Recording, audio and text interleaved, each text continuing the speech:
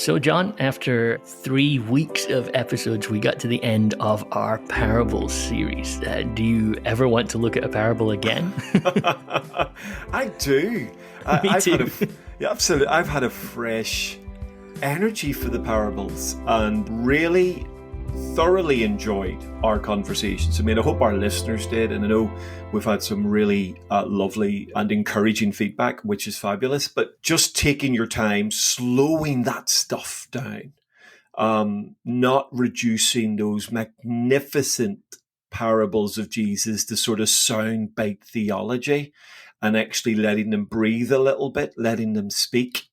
Oh, that's just been so fantastic. I have thoroughly enjoyed it. And what's been lovely for me, David, in a general reflection, is that it's just helped me again in our conversation to look with fresh eyes on lots of stuff I was familiar with. And as my granny would have said, familiarity, it can breed contempt. You can become a little bit overly familiar, and then your brain says, oh, I know what this parable's about. I know what this, oh yeah, I've read this before. I've read the Gospels a gazillion times as a follower of Jesus. And I think the exercise has been lovely. And I hope our listeners have grabbed this, that it's just been a beautiful, slow this thing down, frame by frame, as well as seeing where it sits in the broader picture of the story. So it's been brilliant, Dave. I've learned so much. For me, it's been interesting how so many times in my life, I will say to people, okay, so the text is like an onion. You've got to peel it layer by layer. And I think it's important to note even that all that I am is maybe a couple of few layers further ahead than somebody that might be listening. Because I've had moments where I've sat down and thought, oh my goodness, I've never connected those two things together, or I've not seen that in the text before. I could take you to several points throughout the series where in my study and prep for the podcast episode, I realized, oh, look at that word. How have I never, and there's that moment where, you know, those sort of like hidden pictures and things like that you get sometimes. But once you've seen the thing, you can't unsee the thing. Yeah. And then you find yourself thinking, how did I never see that before? And I've found that with the parables, which I hope comes across, that there is this quest to keep digging into scripture that there isn't really a bottom to it. You can keep going down. The way that you've shown us so often, connecting this parable to this text in the Bible, or this story in the Bible, or this other part of the text. Moments where, bits and pieces of parables that we've taken are very famous, but then we've pointed out that actually the context, the surrounding stories, weren't known to everybody. I found all of that just really exciting again, John. And I know I joked at the start just then saying, do you not want to look at parables again? My actual genuine feeling is I'm a little sad that we've finished the series on parables. For sure. Totally agree. And I think one of the things I really hope our listeners have enjoyed and being able to reflect on themselves is the sort of connectedness and the contextualization of some of those beautiful stories. We've said it over and over again. When you vacuumize them, when you pull the parable out of the native soil in which it was planted, so to speak, it can become something other than I think Jesus intended it to be. And of course, we have to be very careful that we're not setting ourselves up as the experts of the interpreters of Jesus. But we have all made mistakes. If every preacher, communicator, follower of Jesus is being honest, who's listening to us, we've all made mistakes where we have read into the text instead of reading out of it, or we have missed something really obvious because we vacuumized it and disconnected it from either the immediate flow of the passage, which, I mean, how many times, David, has that happened to us, where the immediate flow has been like light bulb moments and power and weight. But also, of course, as we've leaned into Jesus' brilliance at connecting the themes of the Tanakh, the themes of the Old Testament, into his everyday ministry. And those themes run time and time again. He drops these breadcrumbs.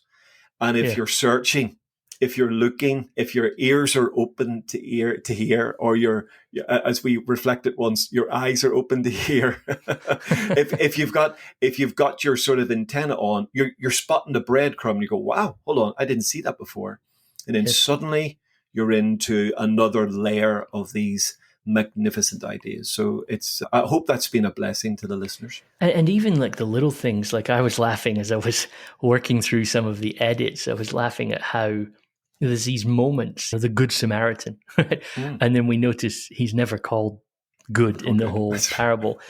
I was halfway through the episode about the persistent widow and the unjust judge, and I've taught that and worked on that, and then you pointed out, he's never actually called unjust. We just make that assumption based on the things that he said, and I was like, oh my goodness, I'm halfway through a podcast and I've noticed this for the first time. Sure. Fantastic. I mean, for me, one of the things that has excited me in the series, and I really hope people grasp that, is the multi-layered nature of the parables. That like we started by saying, be careful not just to simply relegate these to kids' stories. But I think there's another section of don't stop teaching these to your children either. So we're not trying to elevate them away from that. Their simplicity at level one is their attraction. Mm-hmm. But it's funny how you start reading these parables and it's like, these are children's stories.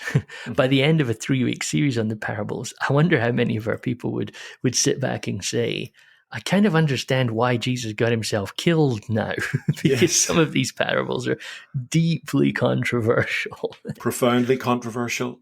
And again, I think, doesn't it show us, if any of our listeners are preachers, communicators, teachers, how often, I suppose, in modern church, we fall into the trap of almost using the parable as a sermon illustration in saying something else, when actually it's a 3-course lunch all by itself. It's not just an add-on. It's not, let's throw this in as a little bit of a sort of an appetizer. No, this thing sits in its own right. It speaks to us and it informs us. And of course, once we permit ourselves to get into the cultural context of the world of Jesus, the complexity of the religious world, the polarization of the social world of Jesus, oh my goodness, then these parables are, one of the analogies I think we've used more than once, are hand grenades that he just drops. Yes. And then you go, right, shrapnel about to happen. This is going to spread, and who knows what it's going to do. So there is this, I think, Jesus' ability to communicate with his audience, to push hard on some things, to go soft on other things, to throw stuff out that seems to be fairly self-explanatory, and then other stuff that actually needs a follow-up conversation.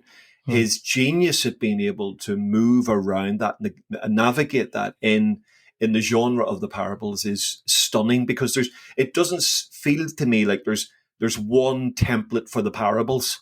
It's like it's covering a range of amazing communication from Jesus about the kingdom of God. And I'm really wanting to push a little on that thought of them just not being illustrations, because what struck me, and I suppose this probably isn't a surprise to most people, but it's not like you and I come from a lifetime of focused, intense work simply on the parables. We've been working on my sort of subject specialties were more in the Pauline letters. So in my life, I've taught series on the parables in churches, but the intensity of producing a 3-week podcast series was very different, and also you were not governed by some of the same preaching requirements. So it's let's just keep digging and see what we get. Something that struck me, and I wonder if you would resonate with this, is there has been a tendency in my experience, exactly as you say, to say, okay, here's the parable. This is a nice warm-up that gets us into thinking about something. And then we'll jump to some of the speech sections of Jesus or into Paul's letters to now do the proper theology and understand. And I think that sometimes in that change that we make, so when we talk about, let's take grace as an example that appears regularly in the parables. When we use the parable as the sort of starter intro, and then we try and theologize ourselves out of that, what we end up with, the grace that we end up with, always seems a little anemic. Yes. Whereas what it strikes me is that here would be the thing. I think here's my big statement, and tell me whether you agree with me or not, and you're welcome not to. I think you could actually reconstruct the entire gospel just from the parables that we've got. I think all of the messages of grace and I realize that could sound reductionist, and I don't mean it that.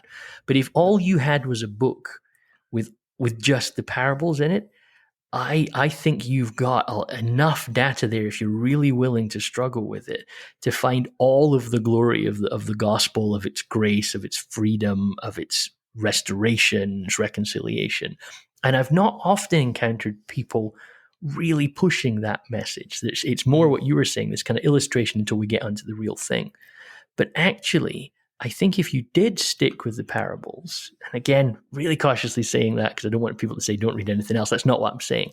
Sure. But the radical grace of Jesus is absolutely there in its full splendor if you'll stop long enough to look at it. I mean, would you agree with that, John? Completely. I think my upbringing, without being disingenuous, to an upbringing in church that I am so grateful for. So let me caveat everything I'm about to say with that. But my upbringing, we tended to relegate the teaching of Jesus in the Gospels to the sort of conversation to the non-Christian. So the words of Jesus were often used for sermons to a non-Christian context. And then when you were doing Bible studies, that's where you did the other bits of the Bible. And actually, I've been appealing for many years now, having done a lot of work in the Gospel of Luke, and saying we, as Christians, we must be much more intentional about our study, reflection of, and communication of the Gospels in general, and the incredible teaching of Jesus within those Gospels. And absolutely, I mean, you and I have talked about reading backwards from Jesus into Tanakh and reading forward into Paul and John and James and Peter from Jesus, because without Jesus, Paul doesn't really make sense. And without Jesus, Moses doesn't make sense as far as a Christian worldview is concerned. And so it is absolutely vital we understand Jesus. And when you think about the sheer volume of what he unpacks through a parable medium, we've got to take those parables absolutely seriously, or we are in danger of missing vital, not just connectors, but I think vital foundational ideas in the story of grace, in the story of, David, the parable of the master of the vineyard who hires the workers. I mean, seriously, that alone stands as a magnificent story of grace and generosity, and it offends every sense of our self-righteousness and our self-achievement and our hyphenated self-world and spirituality. So if you just sat in that for a while, there would be so many layers of an understanding of grace. And that's just one parable from the mouth of Jesus that we could then nuance out. So yeah, absolutely. And so part of me hopes for the series, it's there, it's live, it's online now. I hope people go back to it. I hope that people listen to some of those parable podcasts again, not because I want people listening to us again, but just to remind them that there's stuff in there that needs digging around with. I've heard of some people saying to me, oh, maybe we could use these in our small group, in our house group at home. I say, absolutely. They're a great resource if you want to preach a series on the parables. You can sort of steal them and use them, and you don't even need to credit us if you don't want to. Just have those ideas. It was funny, David. I was speaking to someone on Sunday at a church that I was ministering at, and she said, I am loving your Two Text podcast. And this is just ordinary member of the church. She's not employed by the church, or she's not a preacher, teacher. Just loves Jesus, serves her local church. And she said, what's the next series? So after parables. And so I was giving her a little bit of a preview, and she said, so do I have to pay for that then? And I said, no, this is free. It's always going to be free. We want you just enjoy this. And she thought we were sort of pulling her into a free series in order to grab her eventually. And I said, oh, no. no, this whole thing's for free.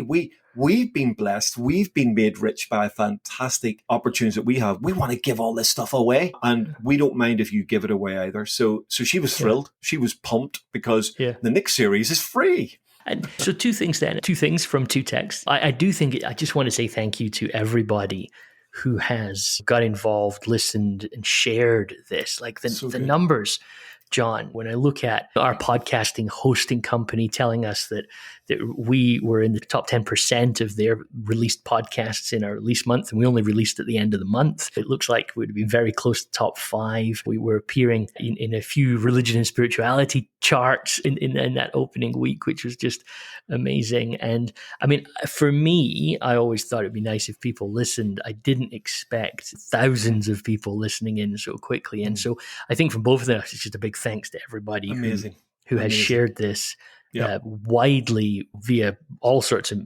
processes of social media and text and email and everything like that. So blessed. And then the second thing is then just a little, what are we going to do next? The lady asked you, is the next series going to be for cost? Well, no, the next series is going to be free. We're going to be dropping to our original plan, which is a couple of texts that we'll look at every 2 weeks. So there'll be episodes appearing every 2 weeks to allow you and I to keep working at our day jobs. But let's chat a little bit about that. So our next series is going to be about miracles.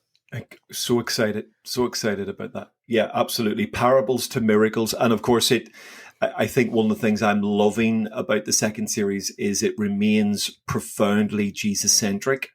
Yes. And I think one of the things I've been certainly picking up from feedback that has come to me via 2 text listeners is we're loving the Jesus centricity. We're loving the fact that we're not getting bogged down with other issues. We may have to take those on, but there's a beauty and purity about let's just think Jesus. Let's just think about Jesus, and let's allow Jesus to think into our world. And I think people are loving that, responding to that. So this series is then another step into that beautiful Jesus centricity, looking at some of his gorgeous miracles, but also not just, well, here's Jesus and he heals someone, but thinking, reflecting about why that happens, the context in which that happens, what happens after that happens. Is that somehow connected to his message, and how does he use all of that? I love that. And I'm really excited about the outline we've designed together and some of the stories we are going to talk about, David. I can't wait. So excited about it. I'm exactly the same. And I dare say there'll be a few comments relating to parables throughout that season as well. But like you, I'm excited. Jesus told a lot of parables, so we've kind of looked at some of them. He also did a lot of pretty incredible things as well. My experience as a sort of younger person and growing up into biblical academia, the big question about the miracles of Jesus was basically always, did they happen or did they not happen? True. And if they did happen, wow, that's amazing. And if they didn't happen, then big questions about our faith, right? Mm-hmm. And what we're trying to do in this series, of course, is not simply get bogged down in that question of did they happen or didn't they happen. That's always going to be a question of faith for people. You and I are both of the persuasion that these stories are true. This is what happened. As incredible as that is, that's the point. It's just like when Jesus fed 5,000 people, nobody was standing there going, oh, another one of these. It was revolutionary, shocking, unexpected, right?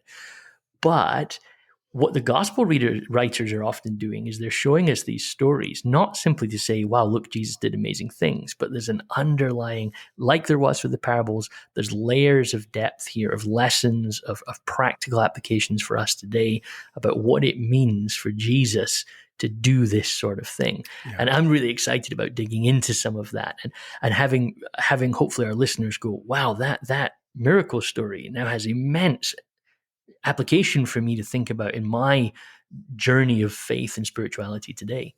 For sure. And we don't want in any way to minimize the incredible supernatural dynamic of these wonderful miracles. And as you said, and we're very happy to be upfront about that, we accept these incredible stories at a supernatural faith level, but just to see them as actions of miraculous intervention on their own is to miss. To go back to the onion that we started with, is to miss layer upon layer of message and nuance and impact. And I think Jesus communicating something in and through and beyond the incredible moment that we would call a miracle. And I'm excited about holding in tension both those ideas, celebrating the supernatural, but digging into something of the deep meaning of some of those fantastic moments in the life of Jesus. Absolutely, John. So to our dear listeners, if you have not had enough of us being really excited about parables, then next up from June 22nd is John and I being really excited about miracle stories in the Gospels, and no doubt taking you far afield from the Gospels into Paul in the Old Testament and other things at the same time. So we'd love to invite you to just join us again on June 22nd as we begin our second season of 2 texts on the miracles of Jesus and what they might mean for us.